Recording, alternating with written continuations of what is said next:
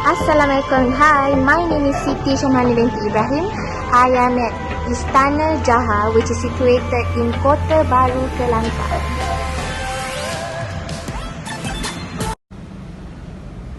The Istana Jahar was a royal residence in Kota Bharu, Kelantan, Malaysia. It was built in 1855 by Sultan Muhammad II of Kelantan for his grandson Long Kundul. The palace has a pentagon-shaped portico with the first floor balcony from which members of the royal family could watch ceremonies held in front of the palace. Today, the palace houses the Museum of Royal Traditions and Customs of Kelantan. This is wood carving. Kelantan is one of the states that are rich with skilled and artistic wood carving. The wood carving patterns is the mosque, wakaf, palace, houses, and the like seem similar to that of Southern Siam in the district of Patani. So right now, I'm in the palace. After you enter to the main door, and then you'll see the wedding ceremony of the Highness. After that, you will see all the cooking pots behind me. And then, there is the stairs to go to the first floor. This is the engagement and akad nikah solemnization of marriage vow room. All members of the royal council, wives of datos, state dignitaries, and also wives of other royal family members are gathered in the entourage to ask for the princess of. Bitter leaves arranged in 3 silver platters carried by women. One platter is decorated with flowers made of gold paste or the tip of the betel leaves arrangement. A pair of earring, a pair of bracelet, a pair of ring, a necklace placed in a platter covered with yellow silk and carried by a woman. These gifts are presented to the princess, who is told that her hand has been asked for on behalf of the prince by his father or mother.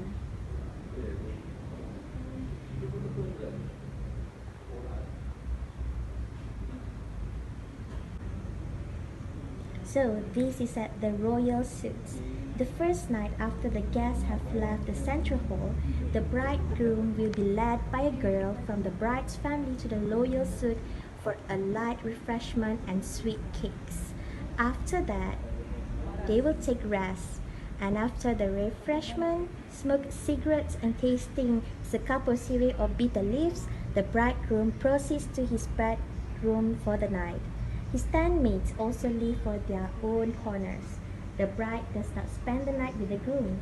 Usually, she is with her bridesmaids, who is normally enlighten her with faster about married life and please her with words.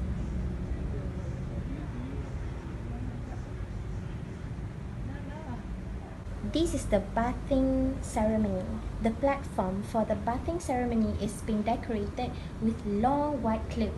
A bit of rice and nasi kuning is being stored under the platform before the ceremony begins. The platform itself is decorated with weaved coconut leaf.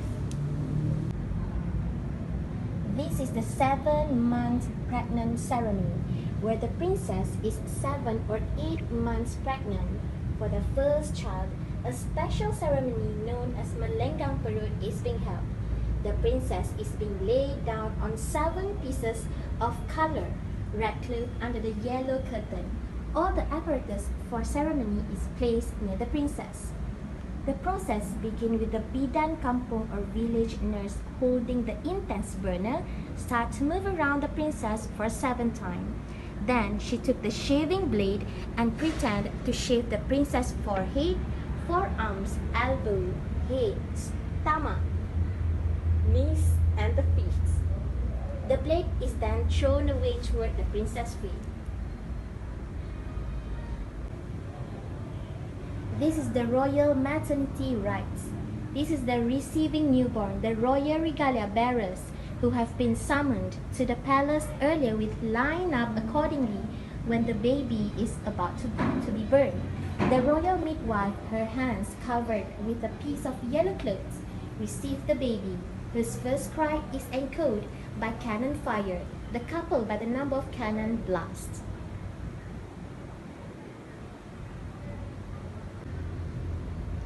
Next is the shaving and ascending the cart. The first one, they will doing the akikah.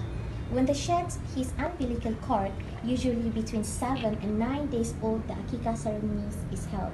And then they will praying for well-being. A yellow canopy is installed in the main hill, under which the dignitaries and guests are seated in the state mufti or religious readers will lead in the prayer for good health and well-being.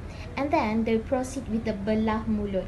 Once the child has been brought to the main hill, the mufti or pious would perform the membelah mulut ceremony, first by the reciting the Al-Fatiha, followed by the short reverse from the Quran.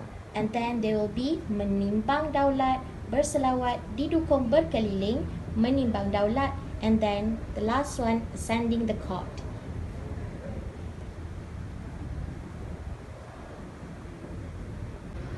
This is the circumcision.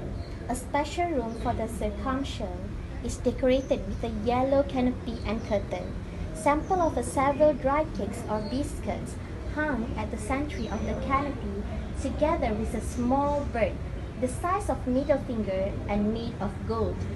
From its beak hung loosely to the floor a thin but long gold chain. Another bird of the same size and made of a mixture of gold and silver is also affixed to the center of the canopy. From it dangles a chain made of the same material.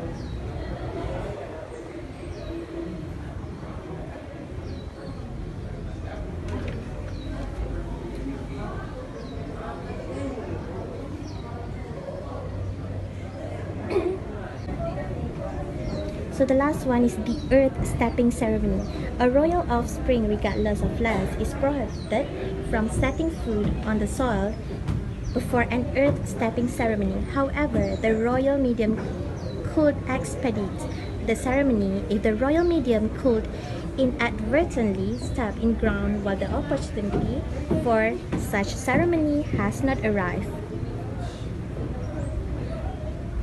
The medium performed ritual by holding the child in his arm, reciting prayers, while at the same time making mark on the ground, a form of communication with the spirit of the earth.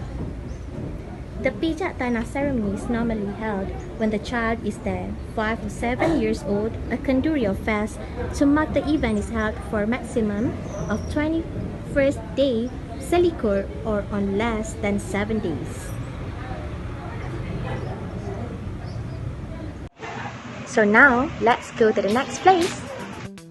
So, we are going to the weapon gallery. So, this is the boats. I don't know what is the name. So, let's see what's the name.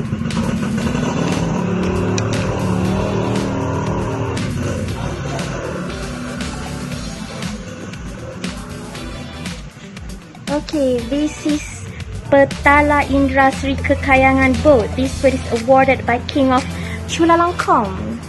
Oh, it is the Siam of Thailand to His Highness Sultan Muhammad for Kelantan. This boat is measuring 14.3 meter long and 2.1 meter wide with animal motifs, carving of birds, burung petala. So, right now we are at the room of weapons. There are a lot of weapons and also keris. Look at here. As you can see here, behind me there's a lot of keris, and also there's a tengkolo. Okay, tengkolo, and all the serampang.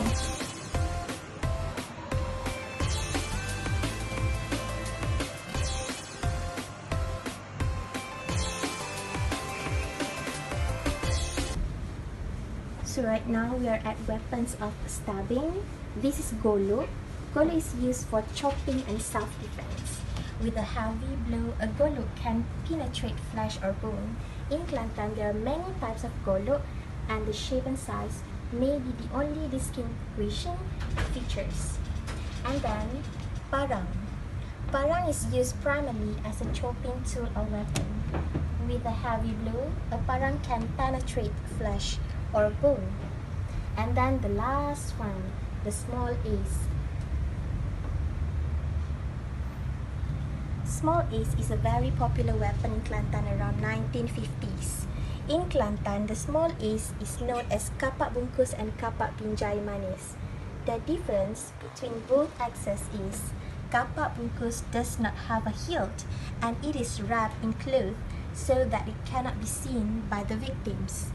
On the other hand, kapak pinjai manis has a hilt made of wood or rattan.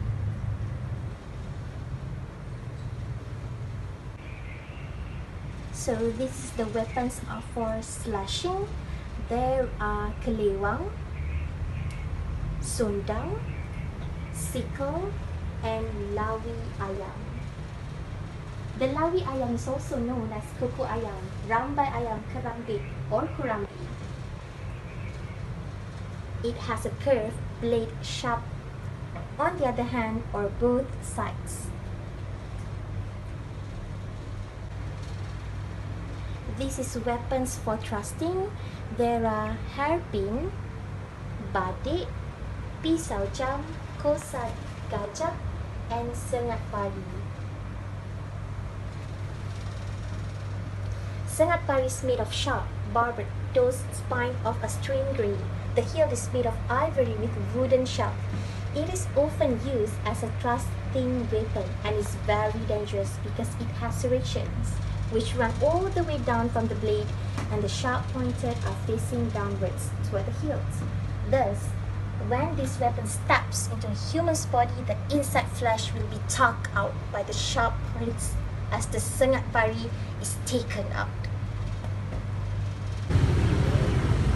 This is the royal platform. Panca Persada, the royal platform, acts as a place where a prince or princess will be cleansed and given the royal bath before being married or being circumcised for a prince. It was built within a palace compound not far from a well for easy supply of water. It was made of wood, constructed in hexagon shape of 3 levels with steps leading to the upper level where the royal